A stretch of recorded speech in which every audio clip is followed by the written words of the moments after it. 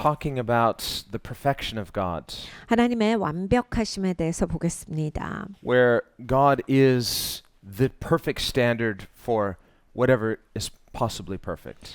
그러니까 하나님께서 바로 완벽의 기준이시죠. 완벽이라는 것이 있다라고 할 때 바로 하나님이신 거예요. He is perfect power, 하나님은 능력에 있어서도 완벽하시고 perfect authority, 권위에 있어서도 완벽하십니다. perfect love, 사랑에 있어서도 완벽하시며 perfect wisdom, 지혜에 있어서도 완벽하시죠. perfect truth. 그리고 완벽한 진리 하나님이십니다. And so when we think of all of these different attributes of God, 하나님의 이러한 성품들을 바라볼 때 these are different aspects of one and the same God.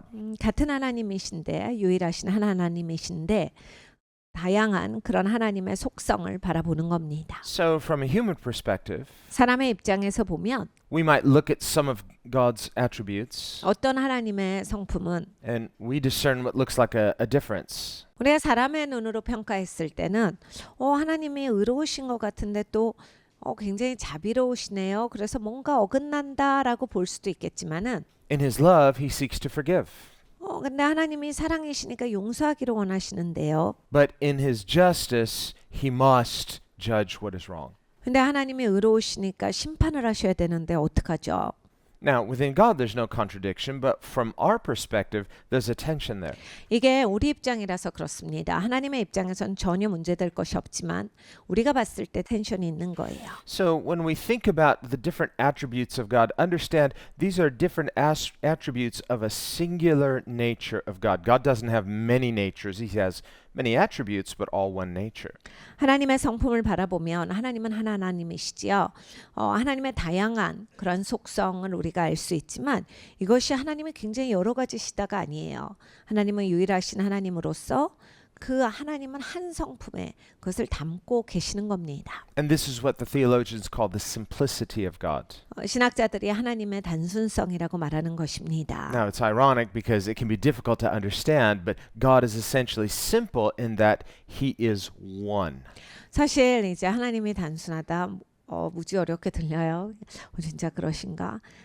하나님이 유일하신 한 하나님이시다. 그리고 하나님은 그 속성에 있어서 부딪히는 법이 없이 그 한 성품으로 그것이 하나로 어우러진다라는 얘기예요. In the sense that he's the foundation of everything. 하나님의 모든 것의 토대십니다. Now, everything that exists was created by God, but it's not an extension of him. He created ex nihilo, out of nothing. 무엇이든지 있는 것은 다 하나님이 만드셨어요. 근데 하나님이 아무것도 없는 데서 창조를 하셨습니다. You and I are not an extension of God. We are made in the image of God. 우리는 하나님의 이런 확장의 개념이 아니라 하나님께서 우리를 하나님의 형상대로 지어주신 것입니다. So we are his creatures, 그러니까 우리는 하나님의 창작물이에요. made with rationality, 이성도 주셨고 consciousness, 그리고 인지도 주셨어요. intentionality. 그리고 의도를 주셨어요. And these qualitatively set us apart from the rest of creation, 우리가 이러한 것을 가지고 있기 때문에 다른 피조물들과는 좀 다릅니다. especially from the animal kingdom. They have sentience, but they are not conscious at the same level as humans. 사실 동물과는 너무 달라요. 이 감각이 있다라고 하는 게 비슷할 뿐이지 사실 우리같이 인지하지를 못합니다. They don't have rationality, 이성이 없기 때문입니다. and they don't have this capacity for self-reflection. 그래서 자기를 돌아봄 이러한 것은 동물에게는 없습니다. They're not planning and purposing and communicating like humans. 그러니까 계획을 짜고 의사소통을 하고 함께 어우러지고 이러한 것이 없어요. So we have these because we are his image bearers. 우리는 하나님의 형상대로 지어졌기 때문에 이것을 할 수 있는 겁니다. So this is to the glory of God. 하나님의 영광을 위한 것이지요. And yet we find we're living in an imperfect world. 그런데 우리는 이 불완전한 세상에서 살고 있습니다. Well, if we go back to the very beginning, to the early thinkers, 우리가 이제 깊이 철학하는 사람들의 그러한 초반부의 사람들의 생각을 읽어보면 and as they look around, they see imperfection, so do we. 이 땅을 바라보면서 불완전한 것을 저들이 봅니다. 우리도 보는 거랑 마찬가지예요. And yet this is dissatisfying, 근데 이게 이제 불만족스럽죠. not just because it's inconvenient, but it shows we expect there to be some perfection. 그러니까 이 불편해서 불완전한 게 싫은 것만이 아니라 뭔가 이렇게 되는 건 아니지 않나. 완전해야지 맞는 것 아닌가라는 것이 우리에게 드는 마음이기 때문이에요. We can conceive of the idea of something perfect. 그러니까 뭔가가 완벽하다, 그 완벽한 것이 있어야 한다라고 하는 그 개념이 우리에게 저절로 있거든요. And the fact that we can conceive of it shows that at some level it's a real thing because we are able to be conscious about it and even have conversations about it. 우리는 이러한 것들에 대해서 대화할 수 있고 인지할 수 있기 때문에 사실 이러한 것이 진짜로 존재한다라는 것을 알고 있습니다. So perfection is a real thing. 그러니까 완벽이라고 하는 것은 진짜 있어요. And when we use the word perfection, we all know what we're talking about. 그러니까 완벽성이라고 했을 때 우리는 서로 완벽성 그러면 알아듣는 말이에요. So the fact that we don't find it in the physical world shows that it exists, but it's something immaterial. 그러니까 이 물리적인 세계에서 이거 우리가 인지를 하는데 아무리 둘러봐도 못 찾는 거예요. 그러니까 이게 이 땅에 있는 게 아니라 영적인 차원의 것이구나를 알 수가 있어요. And this was one of the earliest proofs for the existence of God necessarily. 그러니까 이 초반부의 철학자들이 생각한 것이 그럼 하나님은 당연히 계시겠구나예요. If there was no such thing as perfection, we couldn't even form a thought about perfection. 그러니까 이 완벽한 것이 없다면 내 생각의 개념 자체가 완벽이라고 하는 개념을 잡아볼 수가 없는 거예요. 없는 거를 잡는 건 없잖아요. We would just be living on human instinct, on human impulse, much like the animal kingdom. 그러면 이제 우리도 즉흥적으로 살아가요. 동물과 똑같이 감각의 자극을 느껴서 그 감각적인 그러한 생물체밖에 되지 못하는 겁니다. But we are created in a way to know that there is such a thing as perfection. 그런데 우리는 하나님의 지으시기를 이렇게 완벽하다라고 하는 것을 알게 지어 놓으셨어요. And this is at every level. 모든 레벨에 있어서 그렇습니다. We expect there is such a thing as moral perfection. 그러니까 도덕적인 완벽 이러한 것도 우리가 있다를 알 수 있고요. And of rational perfection. 그리고 이성적인 완벽. We could think of a perfect situation. 이건 정말 완벽해. 완벽한 상황이야. 무슨 말인지 다 알아듣죠. As contrasted with less than ideal situations. 이거는 굉장히 힘든 상황이다. 그러니까 그건 이상적인 상황이 아니다라는 얘기거든요. 완벽하지 못하다. We can think of, wow, this perfect weather, not today, but 오늘은 그렇지 못하지만 오늘 완전 날씨가 너무 완벽해. 이런 말도 합니다. But when the weather's good, we say, oh, it's perfect weather. It shows that we have this kind of idea of an ideal. 그러니까 우리가 이런 말을 한다. 그리고 서로가 이게 의사소통이 된다 자체가 완벽한 날씨. 그러니까 이상적인 날씨라고 하는 그 기준이 되는 날씨가 있다란 얘기예요. Well, the idea of perfect justice. 완벽한 공의. We can think of that image of the lady justice with the blindfold and she's holding those scales. 이 법원에 가면 그 어떤 그 정의의 여신의 그 동상이 있습니다. 그래서 자기가 눈을 가린 채로 저울추를 들고 있죠. The blindfold means she's not supposed to unfairly take sides. 그러니까 눈을 가리고 있다, 차별하지 않는다라는 이야기입니다. She's to be impartial and objective. 그러니까 본인이 그냥 아무렇게나 주관적으로 할 수 없고 객관적이어야 한다. And only consider the merits of a case. 그러니까 이것의 케이스의 타당성을 보고 제대로 객관적으로 평가해야 된다. So in our courts of law, 법정에서 법은요. our humans judges are not to unfairly take sides even if they have a relationship with one party and they're not friendly to the other side. 이 판사나 그 법정에 쓴 사람들이 자기랑 개인적인 관계를 빌미로 어떤 한편에 편을 들 수는 없는 거예요. 왜냐하면 그런 식으로 운영돼서는 안 되기 때문입니다. In fact, if a judge has a pre-existing bias in favor of one party and they don't tell, then they could get in trouble later for it. They have to disclose that and step down and another judge takes the case. 사실은 이제 판사가 자기가 이미 이 사람 알고 있고 이런 사건도 알고 있고 자기도 좀 개입이 돼 있고 뭐 이렇게 연결이 있어요. 그런데 법원에 얘기 안 하고 자기가 그 케이스를 계속 맡으면 사실 이건 판사가 잘못하는 거예요. 불법적인 일을 하는 거예요. 그러면 이제 거기에 있어서 적절한 처벌이 가해지고 그 재판은 맡겨지지 않습니다. It's because we want our courts of law to be fair and objective. 우리 법원이 객관적이고 공정하고 법을 지키는 데 있어서 어떤 개인적인 그러한 차별도 들어가지 않기를 원하기 때문입니다. Even though human beings are imperfect. 사람이 불완전해도 이렇습니다. Even though we live in an imperfect world. 불완전한 세상에서 우리가 살고 있지만은 And yet in our laws and in our courts, we expect a standard of perfection. 우리의 법은 우리의 법정은 이 완벽이라고 하는 그런 기준을 제시해 놓습니다. And so in aiming for justice, we are aiming for equity, what is fair, what is impartial and balanced. 그러니까 우리가 이 법의 기준으로 따져서 무엇이 공정한가? 그리고 여기서 차별하지 않고 이것이 뭐가 적절한 것이고 이것이 어떤 것이 적당한 것이고 어떤 것이 균형을 이루는 것인가? 그러한 것을 평가해 가는 거예요. So that what is fair for one is fair for all. 그러니까 이렇게 판결을 하면 이 사람한테 공정한 판결은 다른 사람한테도 공정하게 미치게 됩니다. Well, this is what Scripture teaches as well. 성경에서도 이렇게 가르쳐 주십니다. When Jesus said, love your neighbor as yourself, 예수님께서 내 이웃을 내 몸과 같이 사랑하라 하셨어요. this is a standard of impartiality. 그러니까 차별하지 말아라예요.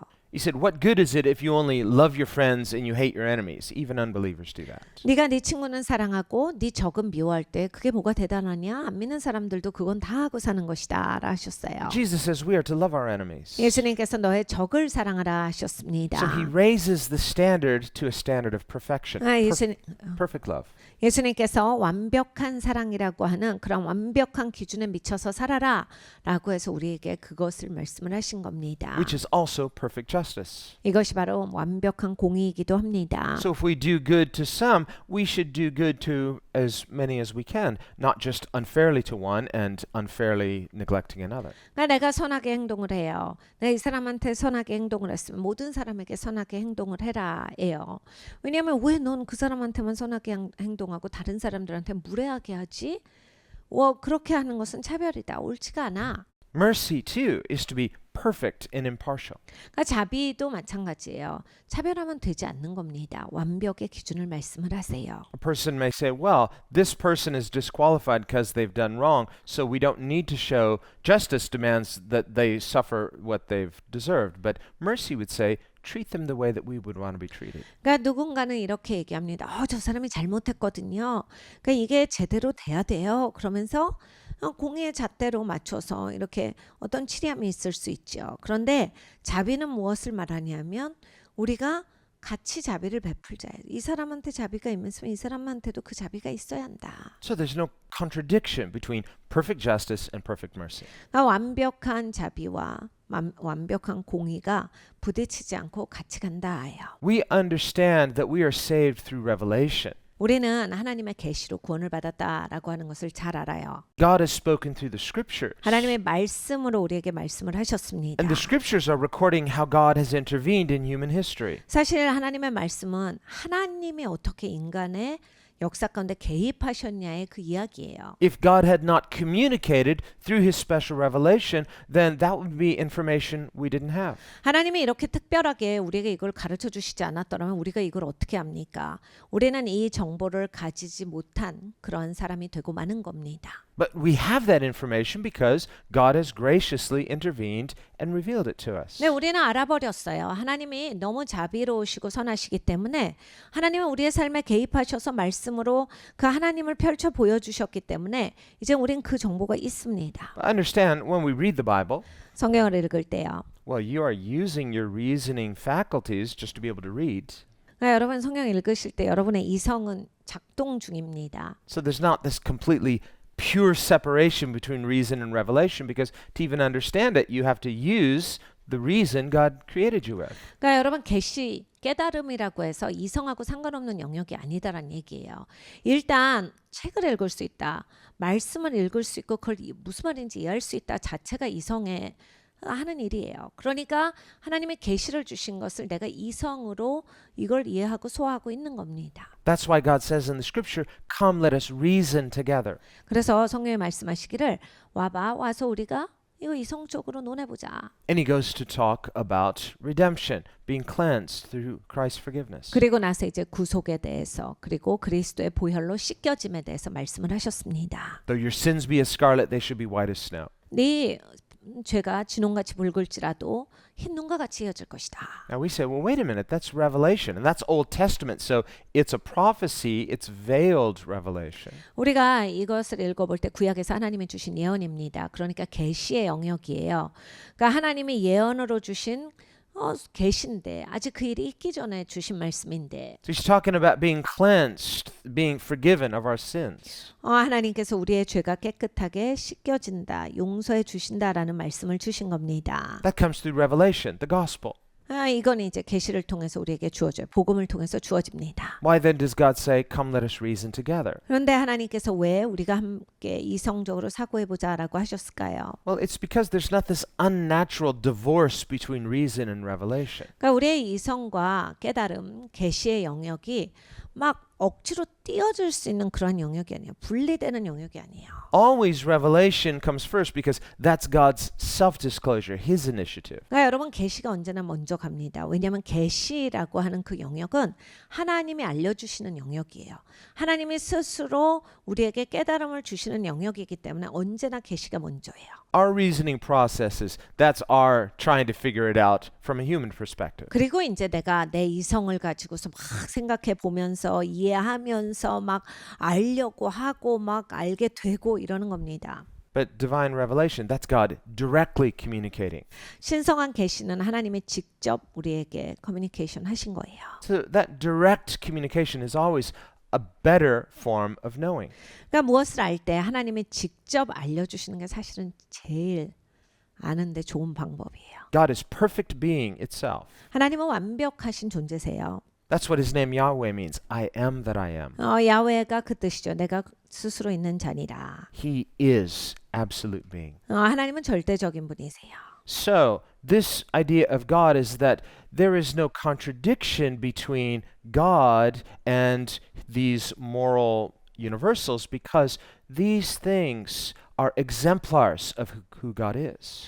그러니까 이렇게 봐야 합니다. 하나님이랑 이런 도덕이라고 하는 거는 이게 상대 대결의 구도가 아니라 사실 하나님이 이런 분이라 이게 존재를 하는 거예요. Well, this is also the teaching of Scripture. 그러니까 말씀이 그거를 가르쳐 주시는 거거든요. Nowhere in Scripture do we read that God's commandments are just purely arbitrary. 성경 어디에도 하나님의 명령은 하나님이 정한 거야. 하나님이 마구 정하신 거니까 그냥 해야 돼. 이렇게 하시지 않아요. Now, they're not purely utilitarian, but there are good reasons for obeying God. 그리고 그냥 실용주의적인 측면만으로 존재하는 것들도 아닙니다.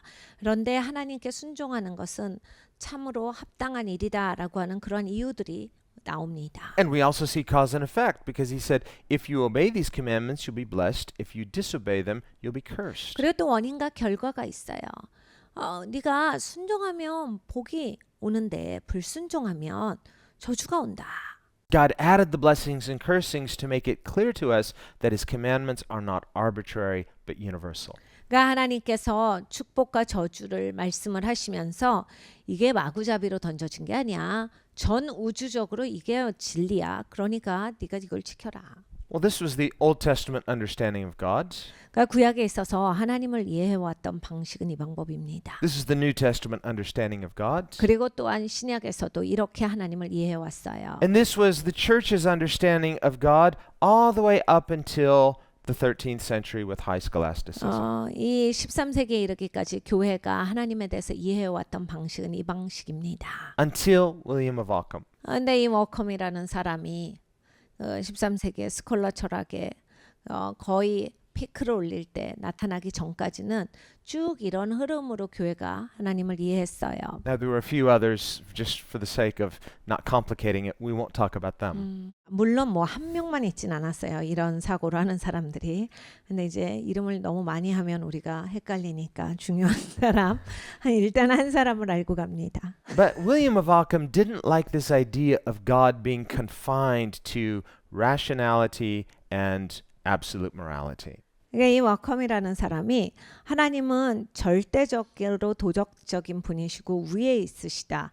이런 것에 대해서 그 개념을 깹니다. Well, not just in the area of irrationality, but also morality. 도덕적이지 않은 부분까지 건드려요. 그러니까 비이성적인 영역에서만 말한 게 아니라 도덕적이지 않은 부분까지도 건드립니다. He saw God's greatest attribute was God's freedom, 하나님의 가장 큰 덕목을 자유라고 생각했기 때문에 God's will, 그러니까 하나님의 의지라고 생각했기 때문에 not God's reason and God's morality or his goodness. 그러니까 하나님의 선하심, 하나님의 도덕 그리고 하나님의 이성이 아니라 하나님의 자유를 제일 중요하게 생각합니다. So he saw God as sheer willpower.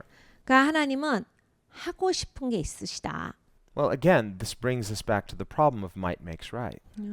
그러면 이제 여러분이 그 무력으로 힘이 다 모든 것을 만든다라고 하는 결론이 나오는 거예요. And if you think that to its logical conclusion, that kind of powerful person would be a tyrant. 근데 이제 이런 식으로 사고하다 보면 이 정도의 권력, 힘이 있는 사람은 독재자예요. Now, we've joked around sometimes to say, Mom says clean your room. The child says, why? Because I said so. Well, Mom gets to pull rank. 그러니까 여러분이 이제 집에서 아이들이 꼭 청소를 해야 하는 것이 이런 거죠. 왜 내가 방을 청소해야 되는데 엄마가 말했으니까 해라.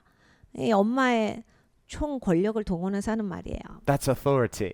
엄마의 권위죠. And God is the God of all power and all authority. 하나님은 권위의 하나님이시고 또한 능력의 하나님이세요. 모든 걸 갖고 계세요. Now, there are good reasons for what God does, but he doesn't owe anybody an explanation. 하나님은 일하실 때 다 좋은 이유가 있으세요. 그런데 하나님이 굳이 설명을 누구한테 하셔야 되는 분은 아닙니다. So whenever God speaks authoritatively, we have a duty to obey him whether we fully understand yet or not. 그래서 하나님이 말씀을 하시면 내가 저걸 다 이해하지 못해도 하나님께는 순종해야 되는 책임이 주어져요. So when we talk about this relationship between faith and reason, 믿음이랑 이성의 관계를 볼 때 we're not saying as Christians, well, I'm not going to do it until I understand it. And once I understand it, then I'll obey.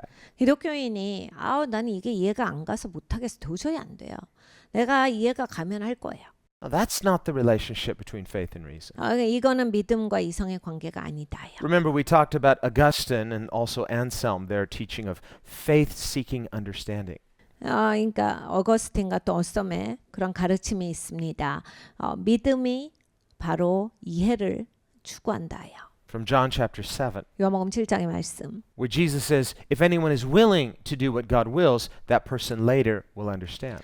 누구든지 원하는 마음이 있으면 의지가 있으면 그 사람은 결국은 알게 된다. 하나님의 말씀의 뜻을 이해하게 될 것이다. So we may not understand, our reason may be fruitless. 그러니까 여러분 우리가 이해하지 못할 때는 뭐냐면 내 이성이 담아내지를 못하는 거예요. But if we are willing to trust an authoritative source, God, 그런데 내가 의지를 들여서 이성은 그렇게 하고 있어도 내가 정말 모든 것의 근원이신 하나님을 신뢰해야 되겠다라고 해서 의지를 들여서 나아가면 that doesn't mean God's commandment is absolutely arbitrary or meaningless. 이렇다라고 해서 하나님의 명령에 아무 의미가 없거나 마구잡이식은 아닙니다. Just the opposite. We will come to understand, meaning there is something to understand. 반대예요. 우리가 그러한 방식으로 다가가다 보면 이해가 옵니다. 내가 다가가니까 이해가 되네요. The key is I prioritize God's authority above my human reason. 그러니까 인간의 이성보다 하나님의 권위를 위에 뒀을 때 내가 이제 이해가 온다. So this is the relationship of faith to reason. 그러니까 믿음과 이성의 관계는 이런 관계입니다. We trust God's authority, and in trusting, He leads us to an understanding. 그러니까 우리가 하나님의 권위를 신뢰해서 발걸음을 걸으면 하나님이 나를 이해하는 곳으로 인도를 하시는 거예요. Well, this is because God is a God of purpose. 하나님은 목적의 하나님이시기 때문입니다.